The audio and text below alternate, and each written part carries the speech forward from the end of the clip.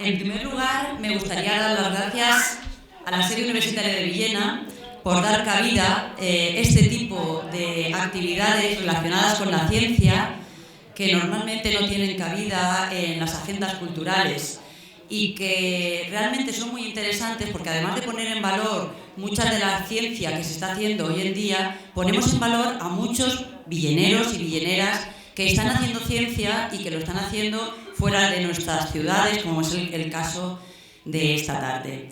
Entonces, desde aquí, pues insisto e insto a la directora de la sede que siga realizando este tipo de conferencias.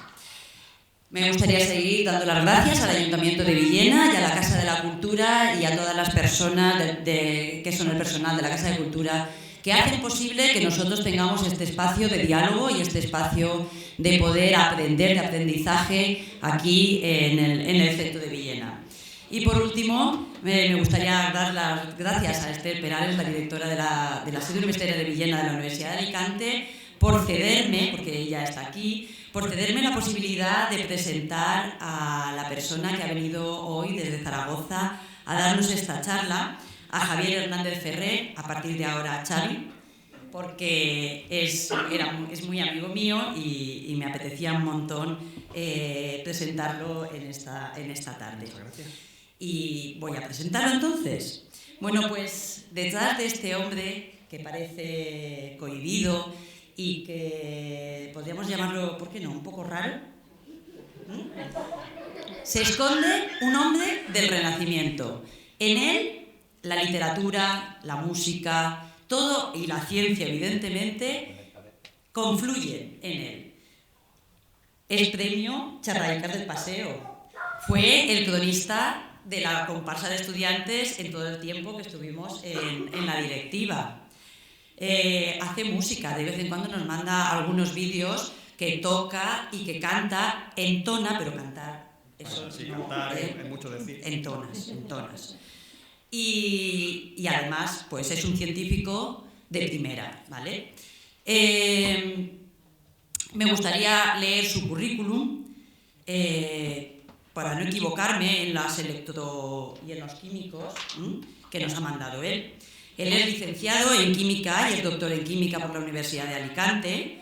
Ha trabajado realizando en el grupo de electroquímica de superficies. Sus principales campos de investigación son la caracterización electroquímica de nanoestructuras y la electrocatálisis, y su trabajo actual, el cual lo desarrolla en el grupo de nanoestructuras de carbono y nanotecnología, pertenecientes al Instituto de Carboquímica del CSIC de Zaragoza. Trata sobre fotoelectroquímica de nanomateriales. ¿Lo vamos a entender? Espero que algo. A ver, a veces no lo entiendo ni yo, eso también lo me lo temía. Fotoelectroquímica de nanomateriales de carbono con aplicaciones en aprovechamiento de energía solar y la electrocatálisis en materiales no nobles. Xavi, sí. Tienes un reto por delante muy difícil. Sí. ¿Saldremos contentos? Pues espero. Sí. Pues, y si no, pues aquí estáis fresquico y bien, ¿eh? O sea, aquí se está la palabra es tuya. Pues, y yo me voy a escuchar. Buenas tardes, Villena. Buenas tardes. Voy a empezar mi conferencia, que como bueno, ya está en todos los carteles, lo han dicho por la radio, lo he dicho en un montón de sitios, se llama Electroquímica de nanoestructuras, de lo pequeño hasta dónde. Soy Javier Hernández Ferrer y trabajo en el Instituto de Carboquímica de Zaragoza, perteneciente al CSIC. Estoy integrado en el grupo de nanoestructuras de carbono y nanotecnología, el GCNN, ¿no? El GCNN no es Carol G, la CNN, es el grupo de nanoestructuras de carbono y nanotecnología. Esto sí que es, ¿vale? En el Instituto de Carboquímica de Zaragoza hay diversos grupos que se dedican a diferentes investigaciones relacionadas con el carbono. Está la conversión de combustibles fósiles, combustión y gasificación, investigaciones medioambientales, procesos químicos avanzados, separación y detección, y nanoestructuras de carbono y nanotecnología, que es el mío. Bueno, mío no es, ¿no? De donde trabajo yo. Que se dedica a la síntesis de nanomateriales de carbono y a estudiar sus posibles aplicaciones. ¿Por qué nanotecnología? Pues porque las propiedades de la materia cambian cuando llegamos a un tamaño de unos cuantos nanómetros. Un nanómetro es la milmillonésima parte de un metro, la millonésima parte de un milímetro. Las propiedades cambian y cambian mucho. ¿Vale? Cambian las propiedades electrónicas, las propiedades químicas, las propiedades ópticas, las propiedades magnéticas. Y bueno, aquí tal, como habrá algún óptico en la sala, algún físico en la sala, dirá, pues es que son todo lo mismo, ¿no? Si tú cambias una propiedad electrónica, pues muy posiblemente cambies la propiedad química, la propiedad óptica y la propiedad magnética, ¿no? Aquí te lo dicen Faraday, Maxwell, Schrödinger y Bohr, que es todo lo mismo. El ejemplo más visible, más bonito de ver, pues es el oro, ¿no? A ver, una pregunta, ¿de qué color es el oro? Dorado. El oro es dorado. El oro es dorado. Pero el oro, cuando lo hacemos a un tamaño nanométrico, pues tiene otro color. Es así, ¿vale? Y cuanto más pequeño lo hacemos, más rojo se pone, ¿vale? Y aquí tenemos una gran frase de Mr. T, me da lástima el tonto que no aprecie la nueva tecnología. Aquí vemos que, claro, han cambiado el color, por tanto, sus propiedades ópticas y también cambian sus propiedades químicas y sus propiedades electrónicas. Bueno, ¿y por qué el carbono? ¿Vale? ¿Por qué hacemos nanoestructuras de carbono? ¿Vale? Se conocen, hasta hace unos 30 años, se conocían solo dos formas de carbono. ¿Vale? El grafito y el diamante. ¿Vale? Y no es como el triquico y la olla de Blas de Viar, ¿no? Que se dicen de forma distinta, pero son parecidos, ¿no? El grafito y el diamante son distintos, ¿vale? El diamante está formado por átomos de carbono unidos cada uno a 4 átomos de carbono y el grafito pues está formado por átomos de carbono unidos cada uno a 3 átomos de carbono y apilados en capas, ¿vale? Aunque su composición química es la misma, son carbono puro. Entonces vemos que con este simple cambio de estructura pues las propiedades son totalmente distintas, ¿vale? El grafito, que se encuentra en las puntas de los lápices, pues es negro, es conductor eléctrico y es muy blando, por ejemplo. Y el diamante vemos que es casi lo contrario, ¿vale? El diamante es transparente ópticamente, a lo visible, el diamante es muy duro y el diamante es un aislante eléctrico. Entonces, ¿esto qué dice? Pues que si podemos cambiar la estructura del carbono, pues seremos capaces de conseguir propiedades muy diferentes. ¿Vale? En los años 80, pues empezaron a descubrir nuevas formas del carbono con propiedades muy diferentes, ¿vale? Y estas formas tenían dimensiones del orden de nanómetros, que como ya hemos dicho, es la milmillonésima parte de un metro. El primero que se descubrió pues, fueron los fullerenos, que es como si fuera un balón de fútbol de los antiguos, formado por átomos de carbono, que está en la frontera entre lo que sería una molécula y un material. Luego, posteriormente, se descubrieron los nanotubos de carbono, que pues, eso es, como me indica, es un tubo muy estrecho y muy largo, formado únicamente por carbono. Luego en 2004 se consiguió aislar el grafeno y se sigue investigando nuevas formas de carbono con propiedades también muy especiales. Las diferentes nanoestructuras de carbono que voy a exponer hoy, hay más, pues son los nanotubos de carbono y las nanocitas de grafeno, que tienen dimensionalidad, una dimensión, es decir, que son como hilos, son como cables. El grafeno y el óxido de grafeno o el óxido de grafeno reducido, que tienen 2D, son en 2 dimensiones, son como sábanas grandes, bueno, grandes, son muy grandes en extensión en relación a su espesor. Y luego los fullerenos, o los puntos cuánticos de grafeno, o los puntos de carbono poliméricos que tienen 0D, son puntos, tienen simetría puntual y entonces son partículas muy pequeñas que se consideran pues, de 0 dimensiones. Pero empezamos con los nanotubos de carbono, ¿no? Un nanotubo de carbono, la estructura se puede explicar como una lámina de las que componen el grafito,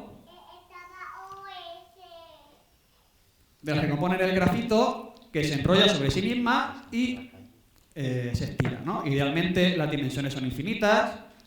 En la práctica pues tienen unos tamaños de micras, ¿vale? Esto significa que estos nanotubos de carbono son 1000 veces más largos que anchos. ¿Vale? ¿Qué propiedades tienen estos nanotubos de carbono? Pues tienen una alta resistencia mecánica, una alta conductividad eléctrica, tienen reactividad química tanto para la funcionalización covalente, es decir, las paredes de los nanotubos pueden formar enlaces químicos, tienen grandes fuerzas de Van der Waals, es decir, les puedes pegar cosas sin formar enlaces químicos solamente debido a la atracción entre los electrones.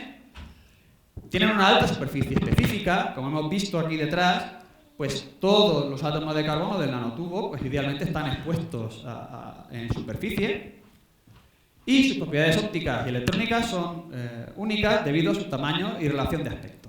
¿Vale? La relación de aspecto es que son mucho más largos que anchos. ¿Para qué se están usando? Pues usando e investigando pues como refuerzo mecánico y eléctrico de materiales, para sensores, catálisis o supercapacitores, esto es principalmente debido a su alta superficie específica, investigaciones en electrónica, en energía solar y también en bioaplicaciones. Aquí tenemos otro fan de los nanotubos de carbono, el doctor Sendall Cooper, que dijo en un capítulo: el diploma en tu pared no es un argumento válido a favor del titanio sobre los nanotubos de carbono.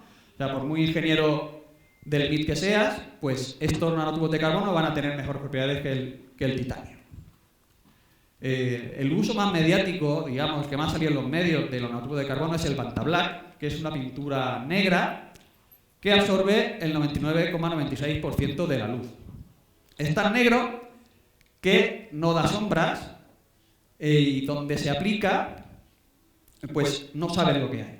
¿Vale? Absorbe toda la luz, entonces no sabes qué textura hay allí, porque al absorber toda la luz, tus ojos, que están acostumbrados a los contrastes de lumínicos, pues no aprecian detalles. Esto, en principio, la aplicación era para la industria aeroespacial, en telescopios y ese tipo de dispositivos, donde se necesitan materiales que absorban la mayor cantidad de luz posible, pero claro, a la gente le mola más porque ver en un museo cómo pintan un agujero en el suelo y la gente se acerca y tiene miedo porque se cree que allí hay un agujero, o que lo pinten en la pared y la gente vaya a meter la mano y se choque contra la pared, ¿no? A la gente le gusta mucho el espacio exterior y tal, pero esas cositas que te sorprenden en el mundo del arte a la gente le gusta más aún. Estos nanotubos de carbono son negros, como hemos visto, pero si los conseguimos separar, es una curiosidad que me gusta siempre decir, si se consiguen separar los nanotubos de los diferentes diámetros de los que están formados, pues son de colores. ¿Vale? Cada uno de los diferentes tipos de nanotubos son de colores, lo cual vemos que estas propiedades ópticas y electrónicas pues son muy únicas. Pasamos al grafeno. El grafeno es cada una de las láminas de carbono que forman el grafito. ¿Vale? Es una lámina en 2 dimensiones que se extiende idealmente infinitamente en 2 dimensiones y que tiene el espesor de un átomo de carbono. Aquí otro fan del grafeno. Este hombre está ya retirado de Twitter, tendré que actualizar los memes en las presentaciones. El grafeno también tiene una alta resistencia mecánica, una altísima conductividad, también tiene reactividad química como los nanotubos de carbono y una alta superficie específica, y unas propiedades ópticas y electrónicas únicas también debido a su tamaño y a su relación de aspecto. ¿Vale? El tamaño nano, y al ser una única capa, pues eso le da unas propiedades muy especiales. Un material relacionado con el grafeno es el óxido de grafeno, que se obtiene a partir de grafito. Lo oxidamos, lo metemos en un oxidante fuerte, le metemos oxígeno a tope, entonces en agua pues lo podemos dispersar y separar esas capas en agua. Y si fuera necesario, le podemos quitar algún contenido en oxígeno mediante alguna reducción. Este óxido de grafeno tiene una alta resistencia mecánica, su conductividad es baja, aunque se puede aumentar mediante reducción, Tiene también reactividad química tanto covalente como por fuerza de Van der Waals. También una altísima superficie específica y sus propiedades ópticas y electrónicas también son únicas. Se usa mucho en refuerzo mecánico y eléctrico de materiales, ¿vale? Por la hora de hablar de una aplicación, por ejemplo, estos materiales relacionados con el grafeno, pues la marca de raquetas GER tenía una línea de raquetas con grafeno que la estuvo usando Djokovic. Se puede usar en sensores, catálisis y supercapacitores debido a su estructura química, electrónica y textural, ¿no? A su alta superficie específica. Debido también a sus propiedades se puede usar en energía solar, en diferentes papeles y también en aplicaciones biomédicas. Aquí tenemos otra frase también mítica de conducción arenal, donde todos sirven para todo, nadie sirve para nada, excepto el óxido de grafeno.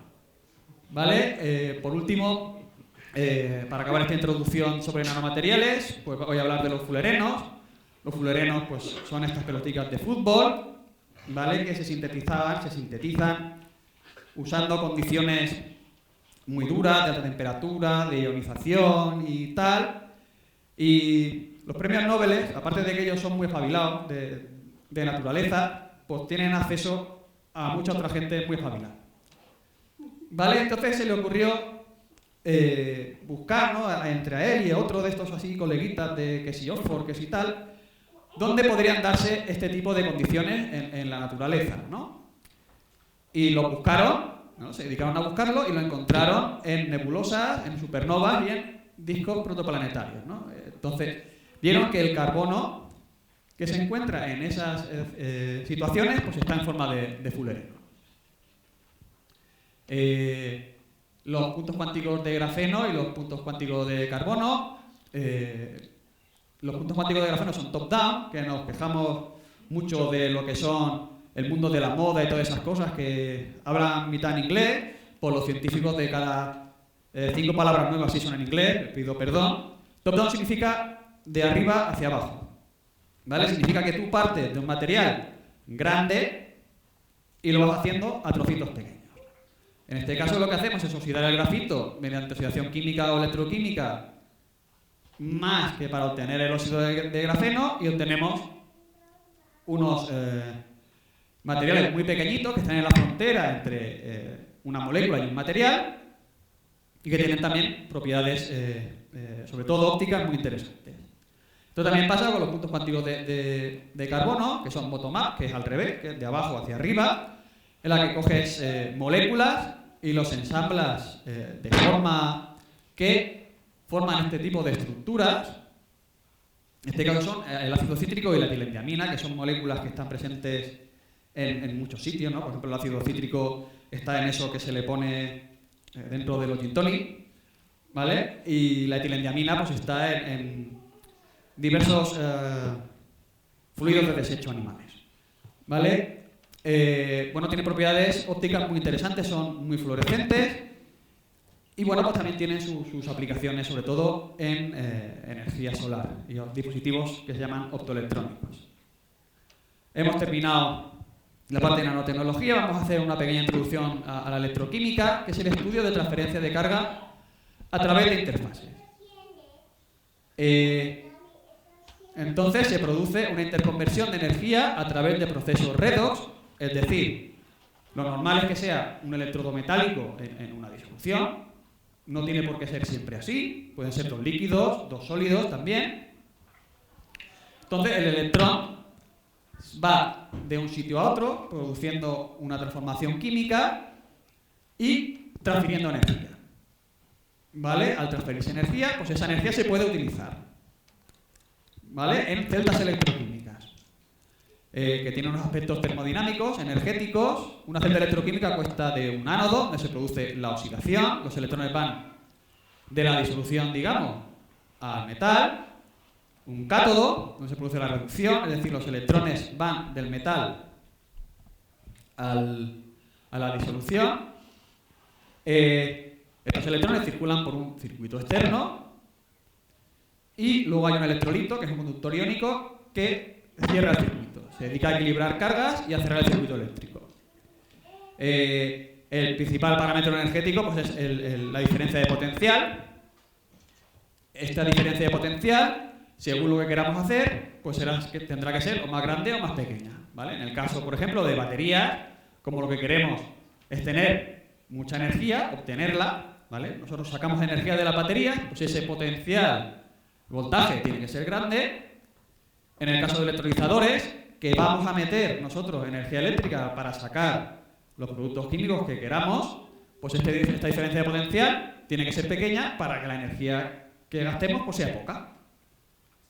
Luego hay unos aspectos cinéticos, es decir, cómo se relaciona la corriente eléctrica que tú obtienes con el potencial que tú aplicas. Aquí hay una ecuación que es la ecuación fundamental de la electrocatálisis, en la que pues, no la tenéis que aprender, esto no entra en la lección. Os interesa que las corrientes sean altas, que el potencial, la corriente aumente mucho con el potencial, ¿vale? Que tú varíes un poco el potencial y suba mucho la corriente. Y esta letra griega, que es la letra eta, creo que es, profesor de ciencia, es la diferencia de potencial entre el potencial y el potencial de equilibrio, ¿vale? Cuanto más cerca esté del potencial teórico ideal, pues mejor va a ser. ¿Vale? Todos estos parámetros están muy relacionados con los materiales de los que está hecho el electrodo. También hay aspectos del transporte de materia, la migración, que se llama, que es la resistencia del electrolito, que interesa que sea la más baja posible. La difusión, que es debido a la concentración de las especies. Si la concentración es baja, perderemos corriente por difusión. Y la convección, ¿no? Que son fenómenos de agitación y turbulencia, que estos también son muy importantes, pero no nos vamos a centrar en ellos porque esto depende más del tipo de electrolito y de cómo diseñemos la celda electrónica, que son, que no los vaya a decir yo, pues no quiere decir que no sean importantes, ¿no? Son casi o más importantes que el material del electrodo en algunas circunstancias. También hay otro tipo de dispositivos, que son los supercondensadores, en los que no hay transferencia de carga a través de la interfase.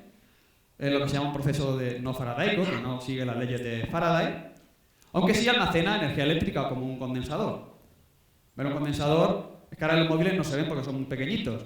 Pero claro, antes si te ponías a destripar una radio o una tele, cualquier aparato de estos electrónicos antiguos, pues estaba lleno de condensadores, ¿no? Pues esto almacena la energía eléctrica pues de una forma similar, ¿no? Y depende de muchas propiedades del electrodo y del electrolito. La conductividad, los estados electrónicos, el área del electrodo, la conductividad de la disolución y la estructura porosa del electrodo. Pasamos a dispositivos fotoelectroquímicos. Para obtener una combinación entre luz y electricidad, pues se necesitan lo que se llaman semiconductores, ¿no?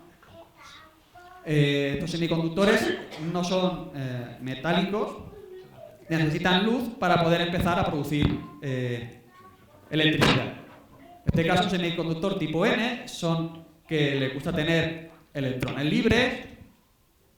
Entonces, cuando les llega la luz, ¿vale? Les llega una luz, la luz produce una separación de cargas, ¿no? Una carga positiva que se llama hueco y una carga negativa que es el electrón. Se separa. El electrón le gusta quedarse por allí en el electrodo y al hueco le gusta irse a la disolución. Por lo tanto, lo que tenemos es corriente de oxidación, lo que viene siendo, se llama un fotoánodo. Cuando son tipo P, pues es al revés, ¿no? Cuando tú generas el par hueco-electrón, pues como son tipo P, les gusta tener N viene de negativo y P de positivo. O sea, tampoco es que se hayan rascado mucho las neuronas. Entonces, como son positivos, les gusta tener las cosas positivas y la corriente que llega a la disolución pues es negativa, es de reducción, entonces estamos hablando de un fotocátodo. Sí.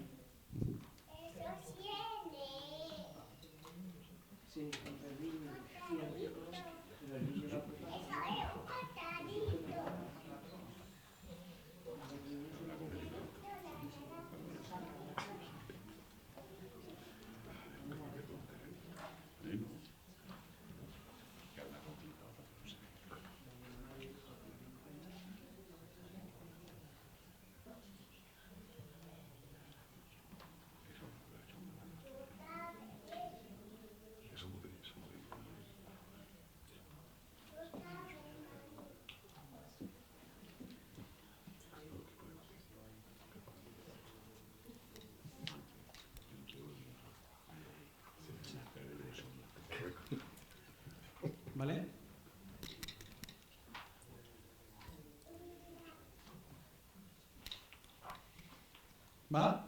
¿Se oye? Vale. Estos dispositivos fotoelectroquímicos pues tienen además otros aspectos adicionales a tener en cuenta, como el intervalo de banda del material. El intervalo de banda es la energía necesaria para producir esas cargas positivas y negativas de las que hemos hablado antes.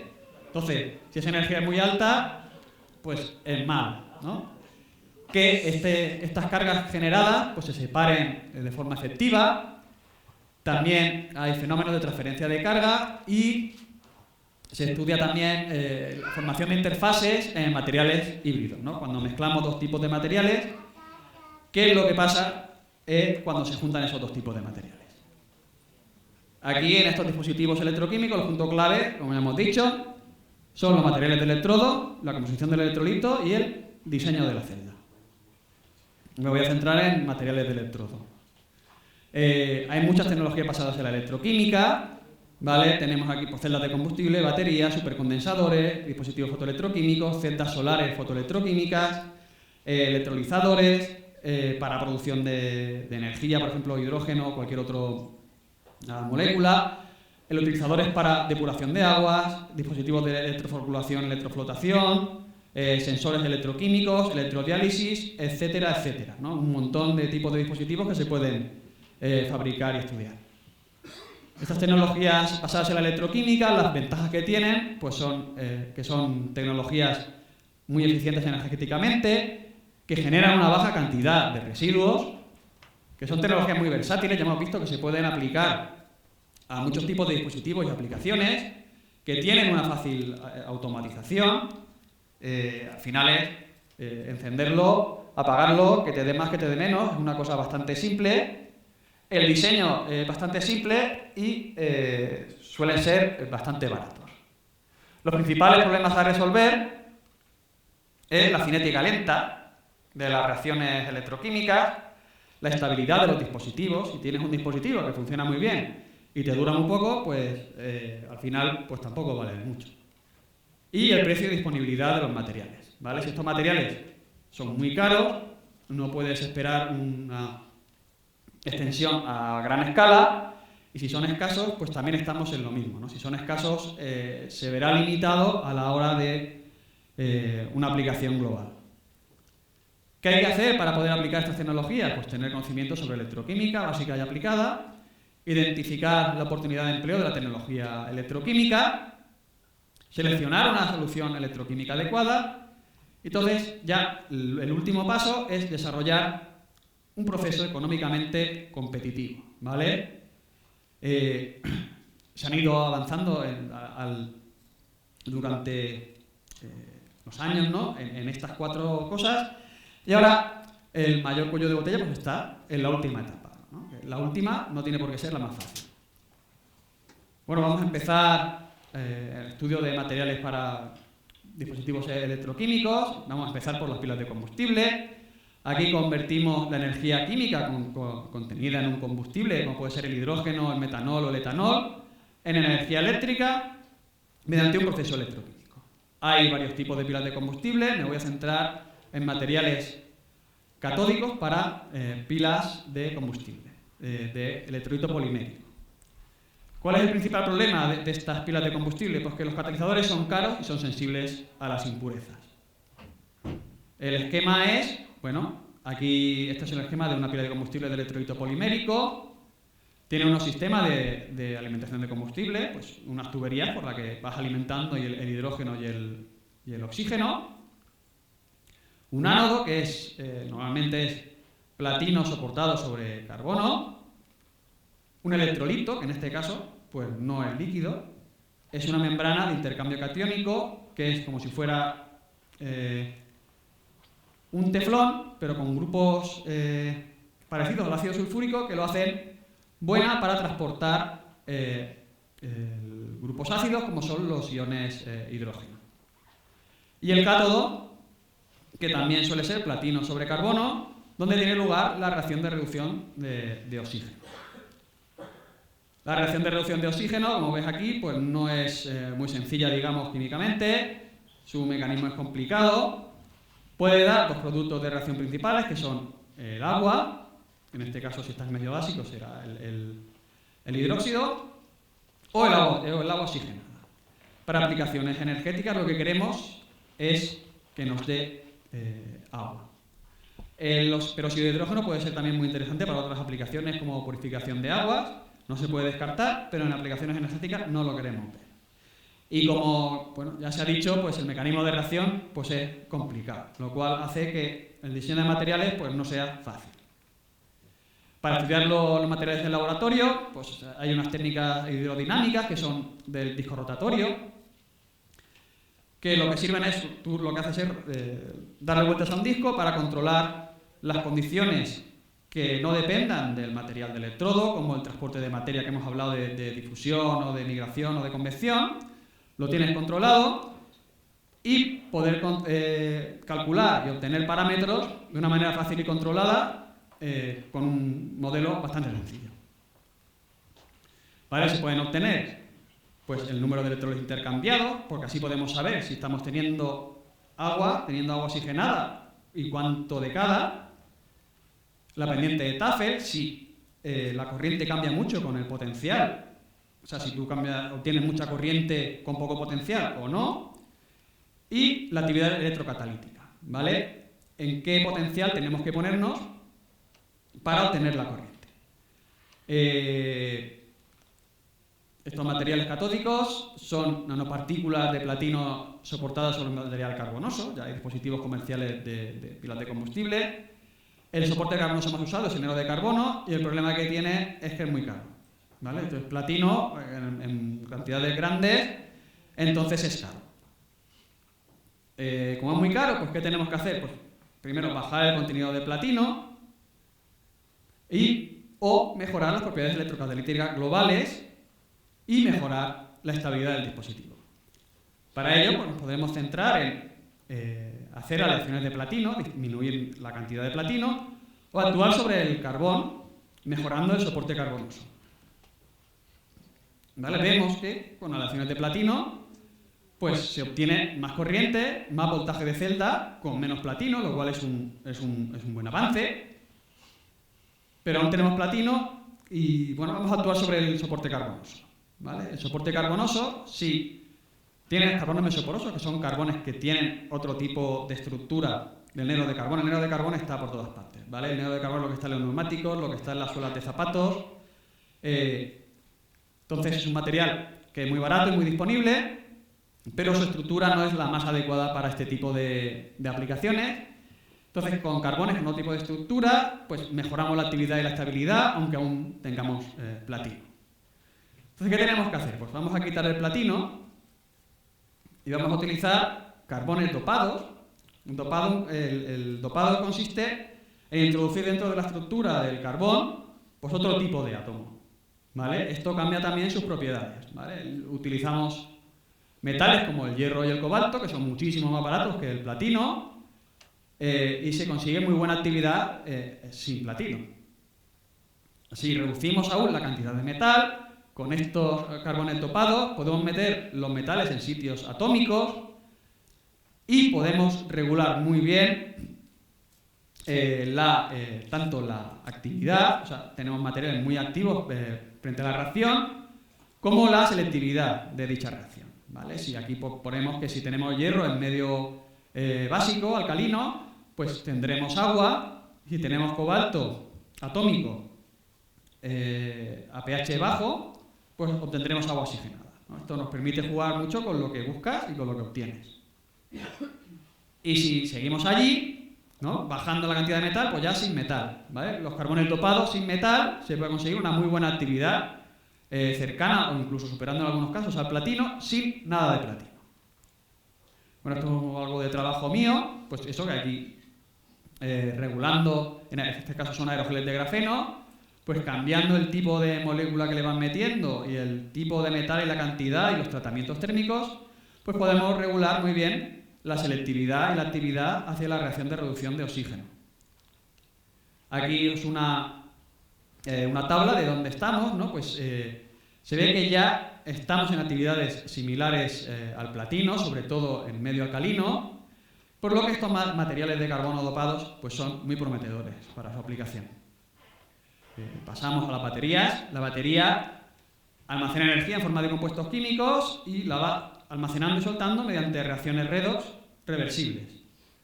Las baterías más usadas pues son las baterías de ion metal, entre ellas las baterías de litio, que son las que están en todos los dispositivos portátiles ahora recargables. Y luego hay otro tipo de baterías también muy en boga ahora, que son las baterías de metal-aire o las baterías de flujo de vanadio y de cromo. Las baterías pues, constan de, como cualquier celda electroquímica, un ánodo, un cátodo y un electrolito. En el ánodo lo que se tiene es grafito, en la que se van metiendo entre las capas átomos de litio.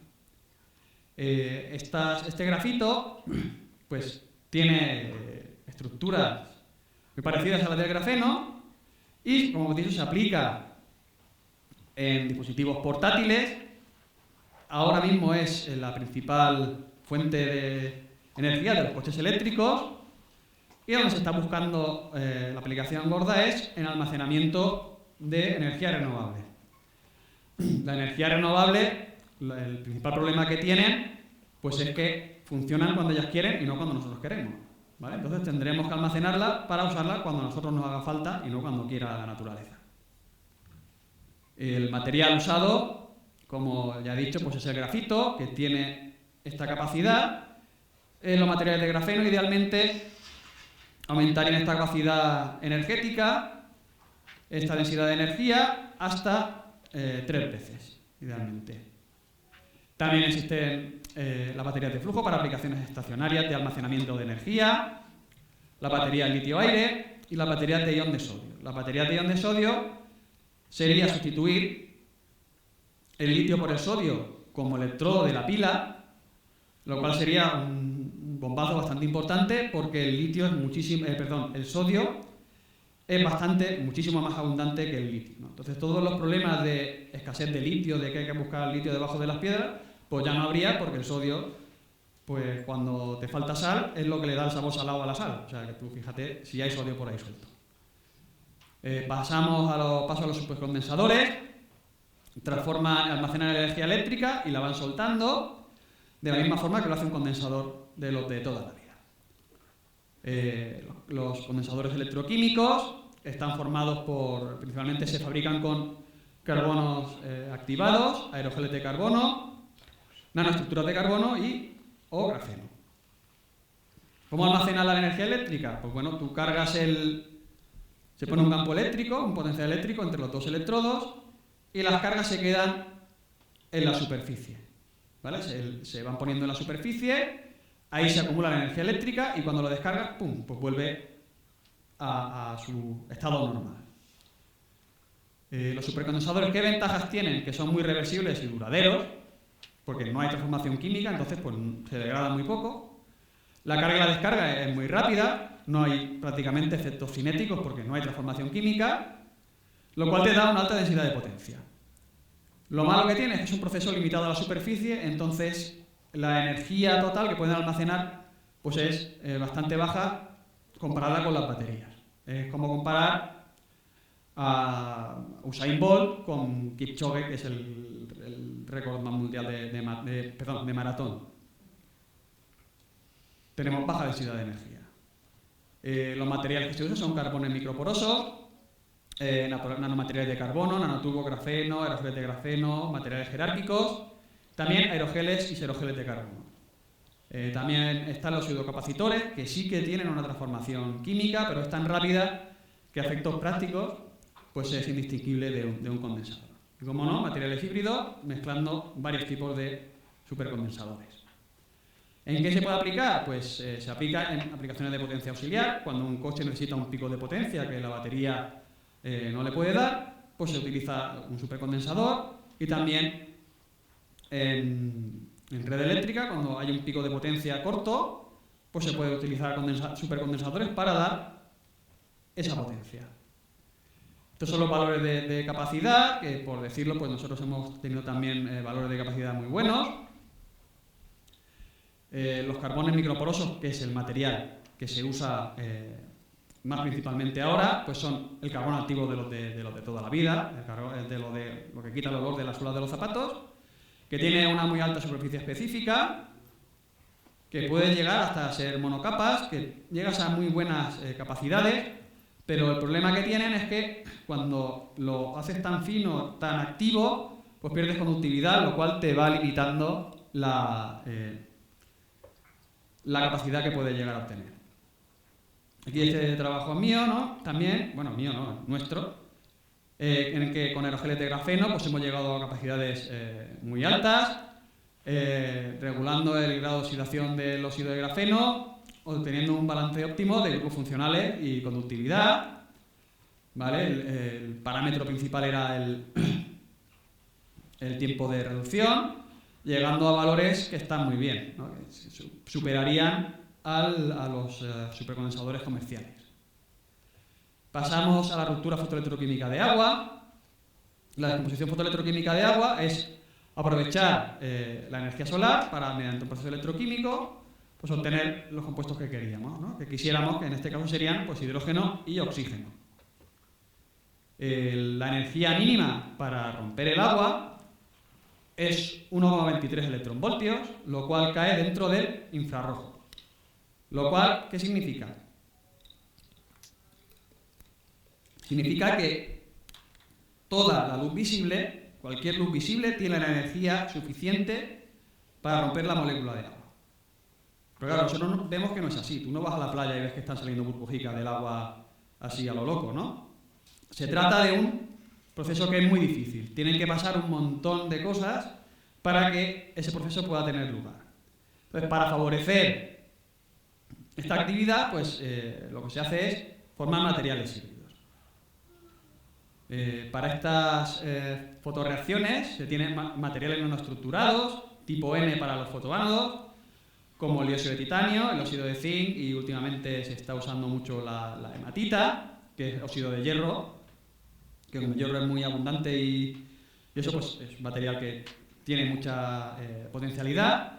Y para fotocátodo, pues semiconductores tipo P, como el óxido de cobre, el óxido de níquel o polímeros conductores. Los factores a tener en cuenta: la actividad electrocatalítica del material, ¿no? Cómo interacciona, cómo intercambia los electrones con el agua, el intervalo de banda del material, la energía que hace falta para que ese material sea fotoactivo, la velocidad de separación de carga, de transporte de carga. Son propiedades muy dependientes de la estructura y, como no, hay que tener muy en cuenta la estabilidad química. O sea, aquí son muchos aspectos a tener en cuenta. El gran problema que tiene esta tecnología, pues que la eficiencia es baja. Ahora mismo estamos bastante lejos de lo que sería una aplicación práctica. Entonces, ¿qué hacemos? Pues bueno, nuestro enfoque es fabricar materiales híbridos para mejorar la separación de carga, el transporte de carga y el intervalo de banda, para formar sistemas aceptor-donor, es decir, que te coja la carga uno como tú quieres, uniones PN favorables, aprovechar las características del material para favorecer la reactividad fotoelectroquímica, y sensibilizadores. Los sensibilizadores son moléculas o materiales que te van a hacer sensible tu material a una longitud de onda, a una luz que no sería sensible por sí solo.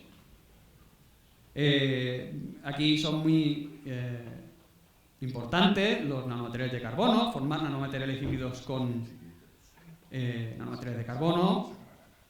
Aquí tenemos, pues, son dióxido de titanio con nanotubos, grafeno o puntos cuánticos de carbono, que se pueden preparar por diferentes métodos de integración, por mezcla capa por capa o por simple impregnación, lo mojas como si fuera un churrico, y que cubren diferentes funciones en estos materiales, ¿no? Aceptor de electrones, aceptor de huecos o donor de electrones.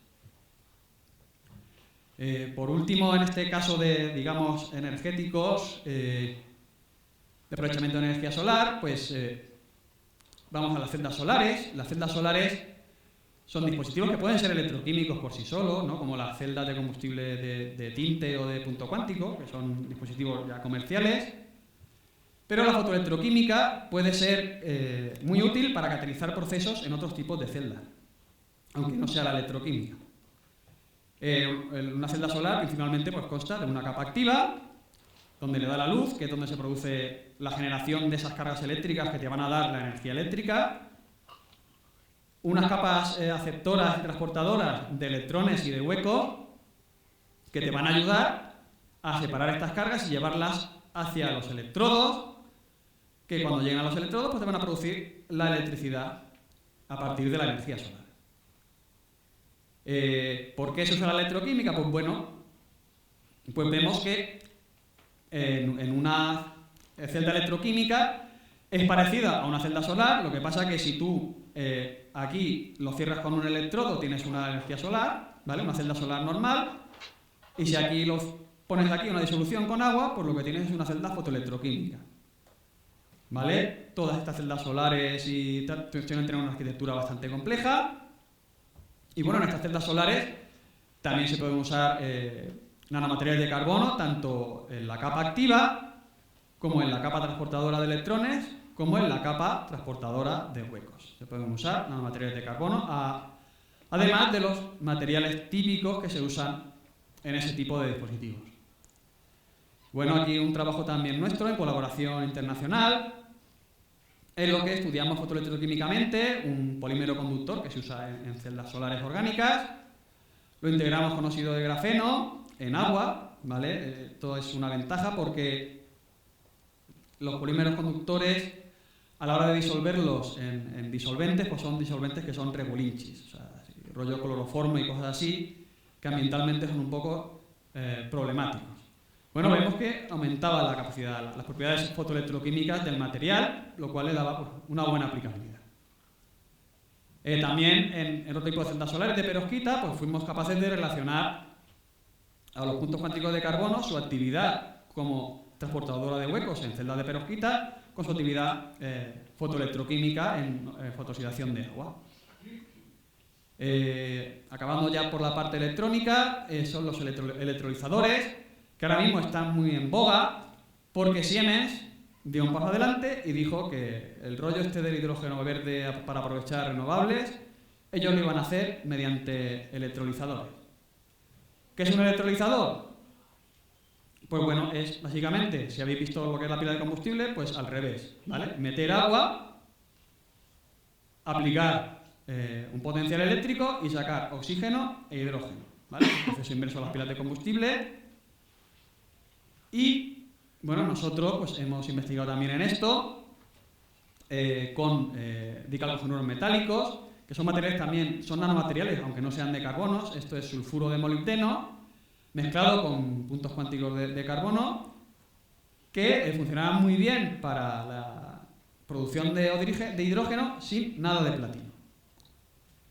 Y el último, el último artículo que hemos publicado pues es también en colaboración internacional, en la que este tipo de nanomateriales, que no son de carbono, pero es este sulfuro de wolframio, mezclado con unas porfirinas. Unas porfirinas son grupos que están muy presentes en los seres vivos.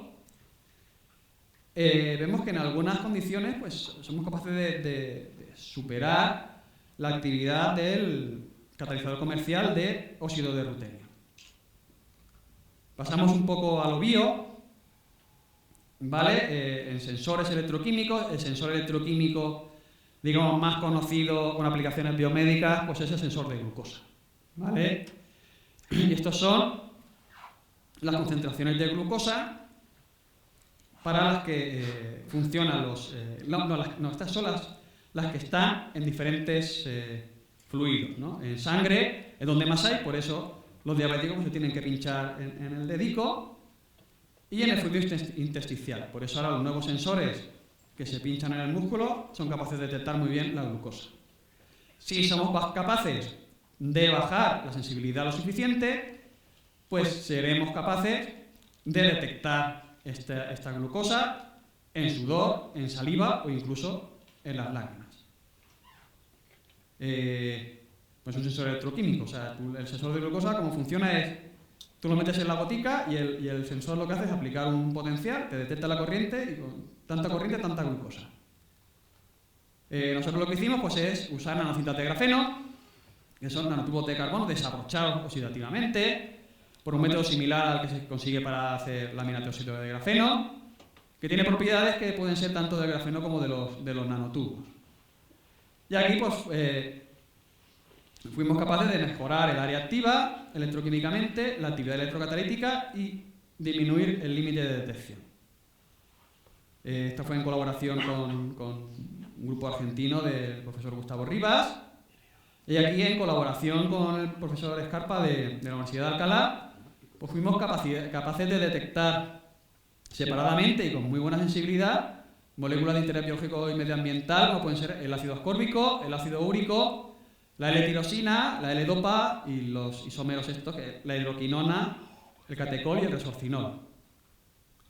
También, funcionalizando estos nanotubos, ¿no? Porque he hablado al principio de que se pueden funcionalizar, tú les puedes pegar cosas, aunque los nanotubos no reaccionen bien con tu átomo, tú le puedes pegar cosas encima que sí que reaccionen bien con ese átomo. ¿Vale? En este caso, si quieres detectar cadmio, plomo o mercurio, pues lo que haces es pegarle cisteína. Cisteína es un aminoácido que tiene azufre, y el azufre reacciona muy bien con estos átomos. Entonces, se pueden detectar estos metales que son muy tóxicos y muy peligrosos medioambientalmente con una altísima sensibilidad, incluso en presencia de interferentes. Por último, materiales compuestos polipirrol, nanotubos de carbono de capa única para crecimiento y estimulación neuronal. Polipirrol es un polímero conductor, a ver, ya funciona, que tiene una baja resistencia mecánica, que la mejoramos por la adición de nanotubos de carbono. Estos nanotubos también mejoran la conductividad eléctrica del polímero conductor, aumenta la conectividad entre las células y aumenta la superficie específica del material, ¿no? Hacemos una primera caracterización fotoelectroquímica y obtenemos una alta estabilidad y una baja impedancia de electrodo. Vemos también que aumentamos las propiedades mecánicas del material y lo más importante, pues que son sustratos válidos para crecimiento neuronal. Esto con gente del Instituto de Ciencias de Materiales de Aragón y de la Universidad de Zaragoza. Y obteníamos valores comparables al negro de platino para estimulación neuronal. Esto en colaboración con el Instituto Pi-Sunyer de Barcelona y con el Instituto de Microelectrónica de Barcelona. Ya terminamos. Como espero que haya quedado claro que mezclar la tecnología con la nanotecnología con la electroquímica pues tiene múltiples aplicaciones potenciales y presentes en muchos campos.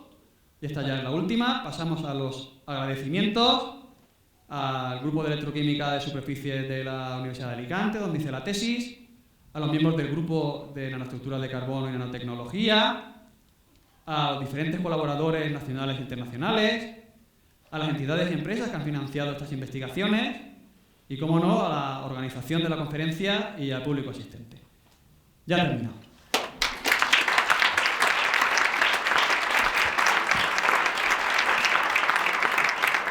Quedo a disposición de las preguntas que estimen oportunas.